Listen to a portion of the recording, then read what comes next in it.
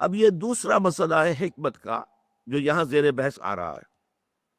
حکمت کے بارے میں جو پہلی نشست تھی اس رکوع کے بارے میں نے عرض کیا تھا، حکمت فطرت سلیمہ اور عقل سلیم کے امتزاج سے وجود میں آتی ہے۔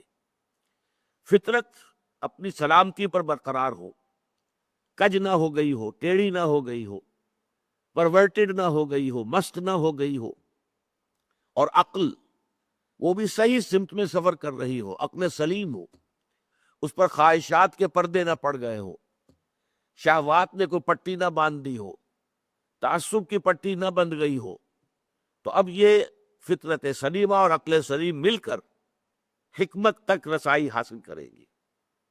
اب میں نے عرض کیا تھا کہ فطرت کا تقاضا کیا ہے؟ جذبہ شکر، تشکر، کہ اگر آپ کے ساتھ کوئی بھلائی کرے تو آپ کے دل میں اس کے لیے خاص قسم کا تشکر و امتنان کا جذبہ پیدا ہونا چاہیے۔ یہ فطرت ہے۔ نہیں ہوتا ہے تو اس کا مطلب ہے فطرت مسخ ہو گئی، فطرت کے سوتے خشک ہو گئے۔ آپ کو معلوم ہے کہ کنویں کے اندر پانی کے سوتے آتے ہیں، ادھر ادھر سے پانی آتا ہے، لیکن یہ کہ اگر سوتے ہی خشک ہو گئے ہو تو پانی کہاں سے نکالے گیا؟ تو فطرت کے سوتے خشک ہو گئے ہو تو آدمی بے حس ہو جائے گا، ناشکرا ہوگا، اسے احساس ہی نہیں ہوگا کہ کسی نے اس کے ساتھ کوئی بھلائی کی ہے۔ فطرت اگر ہے تو شکر کا جذبہ لازماً پیدا ہوگا۔ اب عقل کا کام کیا ہے؟ وہ اپنے محسن حقیقی کو پہچانے، میرا اصل منعم کون ہے، اصل محسن کون ہے، میرا خالق کون ہے، میرا رب کون ہے۔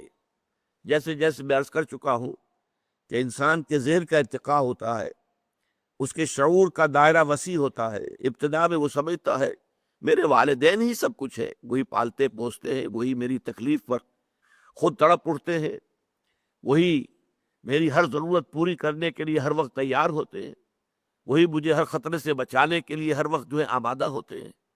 لہذا وہ جذبہ تشکر صرف ان کی ذات تک جو ہے وہ مرکوز ہوتا ہے۔ پھر جیسے جیسے شعور کا دائرہ وسیع ہوتا ہے، کنبہ، قبیلہ، خاندان، ملک، قوم، پھر یہ پوری کائنات، یہ ہوائیں جو چل رہی ہیں اور یہ سورج کی جو تمازت اور حرارت ہے، ان سب سے جو ہے ہماری فصلیں پکتی ہیں، بارشیں ہوتی ہیں۔ گویا کہ یہ ربوبیت کا ہمارا سب سے بڑا ذریعہ یہ ہے۔ یہی وجہ ہے کہ آپ کو معلوم ہے کہ پوری دنیا میں مشرکانہ نظام جہاں بھی رہے ہیں، سورج کو ایک بہت بڑے دیوتا کی صورت حاصل رہی ہے، اس کو حیثیت حاصل رہی ہے، سورج دیوتا۔ لیکن معلوم ہو گیا کہ ہماری تو ساری جو وجود ہے اس زمین میں بسنے والوں کا، اس کی ساری جو تقاضے ہیں وہ سورج کے ذریعے سے پورے ہوتے ہیں۔ اس کے بعد جیسا کہ میں نے عرض کیا تھا، ایک ابراہیمی چھلانگ اور ہے، وہ ابراہیمی چھلانگ جو سورہ انعام میں آئی ہے، انی وجہت وجہی للذی فطر السماوات والارض حنیفا وما انا من المشرکین۔ یہ ساری کائنات بھی جکڑی ہوئی ہے کسی ہستی کے قانون میں۔ وہ قانون کس نے بنایا؟ وہ کوئی ایک ہستی ہے، بس میں نے اپنا رخ اس کی طرف کر لیا ہے۔ یہاں نتیجہ کیا نکلا؟ انشکر للہ، تمہارے شکر کا اب اصل مستحق کون ہے؟ اللہ ہے۔